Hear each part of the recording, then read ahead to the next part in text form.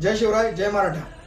आपणा सर्वांना माहितीच आहे, 29 ऑगस्ट रोजी सन्माननीय मनोज जरांगे पाटील मराठा संघर्ष योद्धा यांनी मुंबई या ठिकाणी मराठा समाजाला ओबीसी मधून आरक्षण मिळण्यासाठी आंदोलन लढा उभारलेला आहे।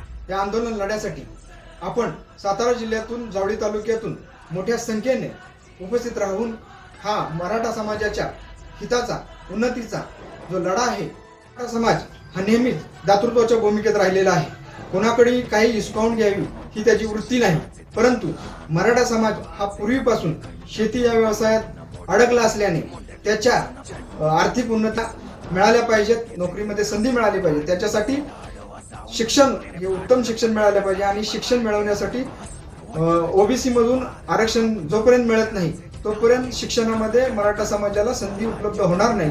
त्यामुळे ही संधी मिळवण्यासाठी समाजाला मराठा रिझर्वेशन, ओबीसीतून रिझर्वेशन हे मिळालंच पाहिजे।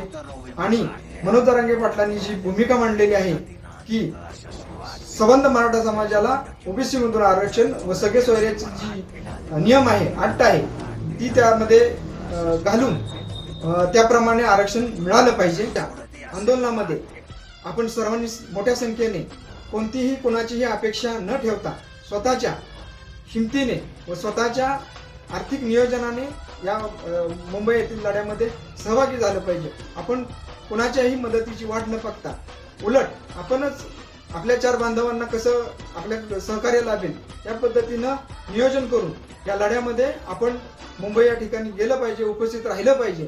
तरी आपण सर्वांनी त्या पद्धतीनं उपस्थित राहूया। आणि पुन्हा एकदा मी आपल्याला सर्वांना विनंती करतो की जरांगे पाटलांचे हात आपण बळकट करूया। जय शिवराय, जय मराठा।